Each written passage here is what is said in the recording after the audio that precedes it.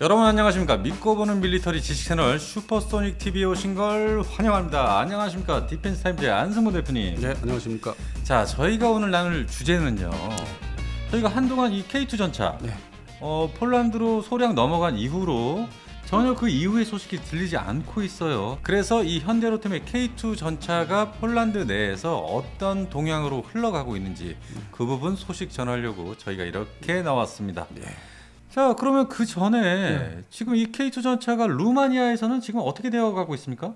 잘 얘기는 되고 있는데 결론이 안 났을 뿐이고, 네네. 그 물량은 정확히 이제 말씀드리면 처음에 우리가 잘 몰랐을 때는 400여 대라고 이제 지칭을 했었죠. 예, 그랬죠. 그래서 좀 더 이렇게 조사를 해보니까 네네. 사실 400여 대는 아니고, 한 그 이하. 그러니까 실제 이 고성능 전차이기 때문에 기존의 구형 전차 대비 1대2 대체. 그러니까 한 200여 대. 200여 대. 네, 그렇게 해도 충분히 작전 그 소요 거기에 충분히 대응할 수 있기 때문에 네네네. 200여 대를 좀 낮춰준 걸로. 그래서 그거라도 지금 빠른 시일 내에 결정하고 계약을 하면은 상당히 좋은 소식이죠. 근데 이제 그거는 이미 4월 달, 네네. 4월 초중순 때 얘기고 지금은 이제 5월 달 되지 않습니까? 네네. 그러면 폴란드의 2차 계약. 그러니까 그렇죠. 지금 업계 쪽에서는 관련된 업계 네. 많은 여러 업체들이 이제 얽혀 있는데 2차 계약 도대체 언제 되느냐? 그게 이제 800여 대죠. 그렇죠. 예. 800여 대요. 그게 이제 실제 본 게임이죠. 먼저 번에 지금 180대는 이제 그냥 초도 그러니까 진입하는 오프닝이었다. 물량이 이제 처음에 진입하는 그 계기가 돼준 거고. 네네네. 진짜 본 게임은 2차 그 계약이 맺어져야 되는데. 네네. 그래서 제가 좀 관련된 곳에다가 지금 방위사업청도 포함해서 알아보니까. 네. 10월달 서울 아덱스 때까지 시점이 가야 되냐 했더니 그건 아니고. 그럼 그 전에. 네, 그 전인데 그래서 가만히 따져 보니까 작년에 우리 2022년도에 처음에 소식이 전해졌던 게 7월에서 8월이에요. 그랬죠. 그러니까 여름이라고 이제 봐야 되는 거죠. 지금 이제 여름으로 진입하는데 5월과 6월은 아닌 것 같고 좀 이른 것 같고. 네네. 그래서 7, 8월 달 사이에 또 어떤 반가운 소식이 들지 않을까. 그렇군요. 예, 그리고 이제 물량 자체의 어떤 변동이 저는 이제 걱정하는 게 물량이 항상 이 방위산업 제품이 이게 무기 체계가 줄어드는 경우가 많아서 예산 문제 때문에. 그래서 걱정하는 입장에서 이제 확인해 보니까 물량은 유지할 거라. 그 계약상에 원칙 계약이 이제 물량은 유지할 게 돼 있기 때문에 800대.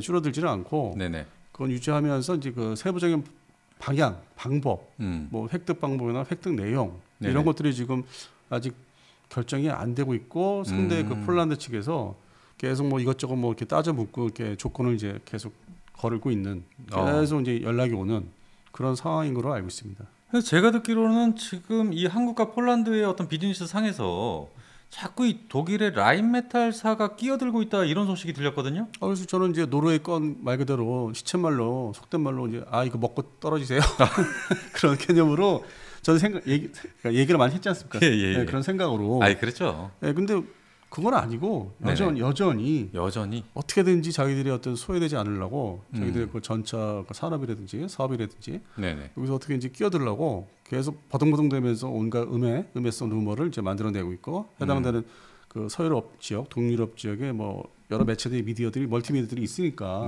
그게 SNS나 유튜버들한테 얘기를 이제 흘리면서 그래서 방해 공작을 계속 오늘날까지 하고 있는 걸로 그렇게 지금 얘기가 들리고 있습니다. 자, 그런데 제가 알기로는 지금 현재 라인메탈사가 이 대한민국의 K2 전차의 차체에 자신들의 이 포탑을 얹어서 개발을 하면 안 되겠느냐, 자꾸 이 방향으로 몰고 가고 있다, 이런 소식을 들었어요. 폴란드 측에 그 기존에 서로 이제 잘 알고 있는 방산업체에다가 입지를 하는 거죠. 그거를 기존에 K9 그 차체에 가져가서 자기들이 이렇게 혼합해서 만들었듯이 선례가 있으니까 그렇죠.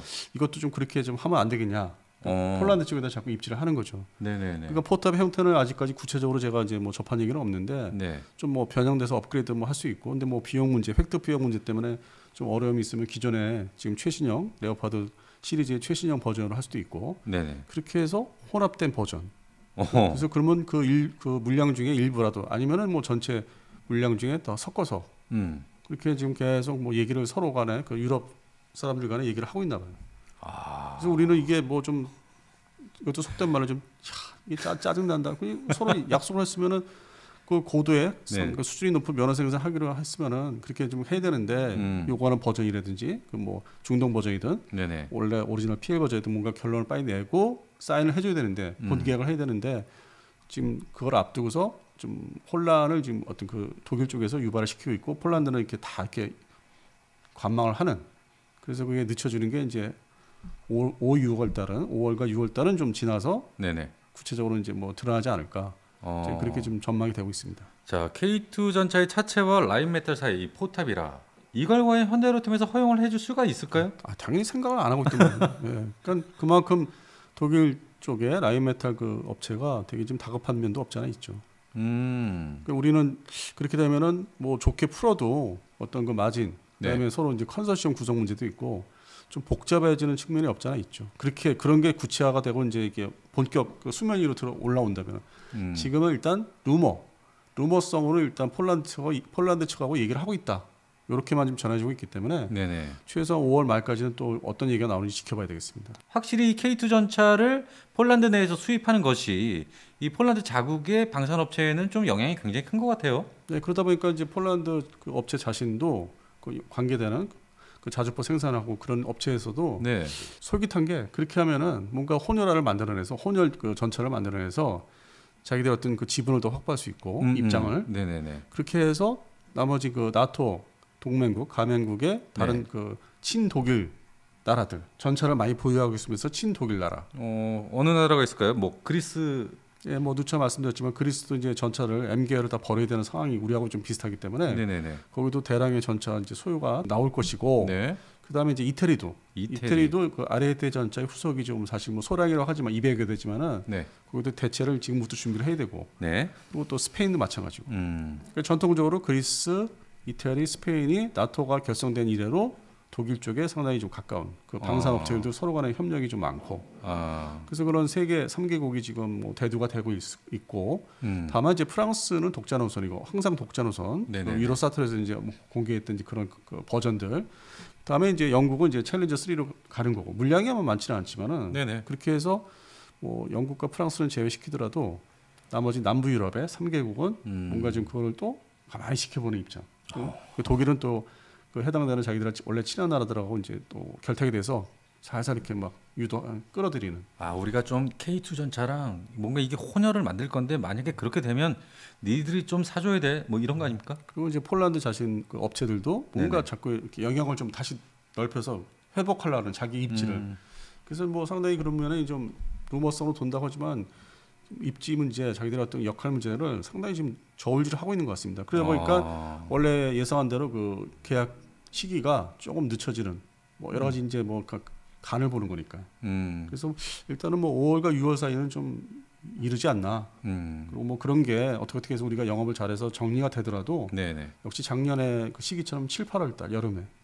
예. 근데 물론 이제 그쪽이 또 뭐 전통적으로 이 국가들이 또 휴가를 가니까 또 그렇죠. 그 핑계로 또 뭐 9월 달까지 미룰 수 있고. 그래서 하여튼 10월은 아니라고 하더라고요. 10월 달까지 갈 일은 없다. 예. 근데 여기서 가장 중요한 건 이것을 현대로템이 허용할 자격이 있느냐 없느냐인데 다 영업력이 달렸죠. 기존의 그 어떤 그 계약이라는 게 그거를 최소한 우리가 이제 개발했던 중동 버전 그거를 관철을 시키는 거 그걸 많이 내세우겠죠. 중동 버전은 ME 버전. 니네들이 이렇게 더 고성능을 원하니까 이렇게 맞춘 게 있다. 시스템을 이렇게 따로 우리가 개발했다. 2022년 이전에 이미 다 설계가 돼 있다. 그러면은 이 폴란드의 결정에 따라 그것도 그렇게 될 수 있다는 얘기입니까? 변수가 이제 그런 세세한 부분이 있다는 거죠. 예. ME 버전도 뭐 좀 다르게 좀 될 수가 있고 아니면 더 나아가서 폴란드가 이제 그 해당되는 방산업체가 뭔가 좀 속셈이 욕심은 뭐 엄청나게 부려서 또 자기네 정부의 행정부의 관계자들을 또 움직여서 좀 이렇게 변질시킬 수도 있죠. 그러니까 여지가 남아 있어서 그래서 우리 대한민국의 방위사업청을 중심으로 현대로템 조금 아직은 이제 좀 이게 불안한 좀 상태에 있죠. 그러니까 이게 물량이 워낙 처음부터 작년에 터졌을 때 그 이후에 제가 말씀드렸다시피 전차뿐만 아니라 또 자주포도 그렇고 F-50 후속 물량도 그렇고 이게 안심할 그 상황이 아니라는 거지. 그러니까 워낙 물량들을 많이 처음에 이 사람들이 이제 질렀기 때문에 그리고 사실상이 옛날 방식대로 코로나 나기 전에 그 표현을 빌리면은 옵션 개념이기 때문에 매번 관리를 잘해야 되는. 그래서 지금 업체들은 지금 뭐 국내 내수에 대한 어떤 뭐 이런 거는 이제 뭐 잘 얘기를 하는데 반면에 이제 해외 수출 해당되는 국가들 핵심 국가 그리고 뭐 카이에 F-50 같은 경우는 이제 말레이시아까지 포함이 되죠. 그렇죠. 그래서 뭐 어떤 그 물량 관리에 대해서 좀 더 치밀하게 접근해야 되지 않나. 상당히 좀 이렇게 지켜보면은 매 시기마다 좀 조마조마한 게 없지 않아 있습니다. 그럼. 그리고 그 내용, 성능에 대해서 맞춰달라고 하는 거를 얼마큼 우리가 빠른 시일 내에 개발을 해서 다 테스트 끝내서 인증을 끝내서 뭐 만들 수 있냐, 줄 수 있냐. 네. 그래서 당장 지금 뭐 시기상으로 보면은 지금 5월 이제 초순이지만은 그 5월 말에 무슨 세미나가 좀 열리고 관련된 세미나가 좀 있고 비슷한 세미나가 있고 네네. 그다음에 6월 초순에 이제 부산에 이제 해군 전시회 마덱스인데 이거는 이제 뭐 초점이 잠수함에 맞춰져 있어요. 항공모함은 아니고. 네네. 그 시기를 지나면서 이제 어떤 새로운 돌발 뭐 소식이 전할 수도 있고. 그래서 이번 여름이 좀 그런 잠재적인 좀 변수가 있고 그다음에 폴란드의 FA50 그 초기 버전 12대 주는 거. 네네. 그게 이제 딜리버리가 돼요. 전달이 12대가. 네네. 그 초도품이 뭐 이제 2대가 가서 뭐 2대 이렇게 간다는데 지금 뭐 국방부 취기자들한테는 이제 뭐 본격적으로 공개를 한 것 같아요. 최근 며칠 전에. 그래서 행사도 뭐 6월 달로 원래 5월이었는데 네. 6월 달로 밀린 거를 저는 알고 있고. 그래서 6월 이제 마덱스 끝나면 또 그게 이슈가 되는데 네네. 더불어 이제 관리를 이제 한다면은 폴란드가 또 에어쇼 하는 게 있습니다. 그래요? 네, 9월 달에. 그때 이제 이 F-50이 다 편대 비행을 이제 기존에 F-16 폴란드 공군의 F-16이나 다른 뭐 경쟁 기종이었던 M346 다 이것들이 다 편대 비행을 하는. 그래서 쇼를 이제 에어쇼를 이제 본격적으로 하기 때문에 네네. 상당히 좀 상징성 있고 그 해당되는 폴란드 나라 그 국가에서도 되게 중요시하고 있고. 그래서 이게 이제 지나가면서 그 사이에 우리가 원하는 대로 물량 보존이 되고 옵션이 어느 정도 정리가 되면은 좋은데 하여튼 뭐 10월 달에 많은 뉴스가 나올 것 같아요. 이게 어떤 지금과 달리 5월 달과 달리 좀 세세하게 좀 변동된 거라든지 네. 그 뉴스가 이제 10월 달 아덱스 때 많이 터져 나올 것 같아요. 그래서 지켜봐야 돼요. 지금 뭐 해군 쇼도 지금 중요하고 네. 다 수출과 연계돼 있기 때문에 그 업계 동향 다 이렇게 업체들이 하나만 하는 게 아니기 때문에 다 연동이 돼 있기 때문에 그래서 6월 첫째 주에 하는 부산 해군 쇼 마덱스도 좀 관망을 해야 되고 그거에 따라서 이제 또 지상 장비나 항공 장비도 이제 어떤 방향 설정이 또 나올 것이고 네네. 더불어 나올 것이고. 네. 예. 그런데 지금 K9 2차 계약은 지금 돼가고 있습니까? 사실상 비슷한 상황에 놓여 있다고 봐야 되죠. 그 K2 전차 똑같은 상황이죠. 네, 비슷하다고 봐야 돼. 물량이 워낙 뭐 크기 때문에 세세한 조건들이 많이 변동이 있는 것 같습니다. 그렇군요. 근데 뭐 하나 에어로스페이스 입장을 들어보면은 잘 대응을 하고 있다. 걱정하지 마라. 이제 그렇게 이제 입장을. 그렇습니까? 네, 그래서 뭐 별다른 건 없다. 이 얘기를 하시고 네. 카이 역시 오히려 지금 그 넘기는 그 행사를 어떻게 좀 멋있게 마무리를 질지 거기에 지금 다 초점을 맞추고 있고 그 전에 또 이제 카이는 그 말레이시아 5월 말에 그렇죠. 말레이시아 랑카이 에어쇼. 거기에 이제 LIG 넥슨을 같이 가는데. 네네. 그래서 이제 또 말레이시아 이제 그 계약한 그 국방부를 또 안심시켜야 되는 이제 어떤 얘기들을 해야 되는. 우리 그 업그레이드 버전 26년도에 제대로 맞춰서 줄 수 있다. 네. 근데 이제 그것이 최근에 이제 공개했던 그 한국형 에이사 레이더. 네네. 를 이제 그것도 이제 보여주면서. 네. 그리고 지금 전시회에서 살짝 보여준 에이사 레이더 그 시제품을 가지고 가서 보여주면서 야 이걸로 할래 아니면 미국제 폴란드처럼 미국제 할래 뭐 이제 그 저울질을 이제 아마 간을 봐야 되는 상황 아닌가. LIG가 카이하고 같이 간다는 거 같아요. 네네. 그거는 항공 분야이기 때문에 전차가 아니기 때문에. 네, 그렇죠. 그런데 제가 이제 그 항공 분야를 얘기하면서 전차 얘기도 좀 이렇게 알아보니까 말레이시아 육군도 그 폴란드제 PT-91 전차를 보유를 소량하고 있어요. 근데 그게 지금 말썽을 일으켜서 대체를 앞으로도 사업화 시켜서 대체를 해야 되는 준비를 해야 되는데. 그래요. 네, 그래서 그거는 물량이 그렇게 많지 않기 때문에 당장 뭐 이렇게 이슈가 되는 건 아니고 하반기에 폴란드 건이 정리가 되면은 하반기에 더불어서 이제 그 얘기도 나올 거로. 2차 계약이 정리가 되면. 예, 정리가 되면 폴란드 사업도 이제 뭐 이렇게 부각이 될 것 같습니다. 대체 사업. 그러니까 이 폴란드의 2차 계약 이 사업이 안정화가 되어야만 말레이시아도 그렇고 뭐 이집트라든지.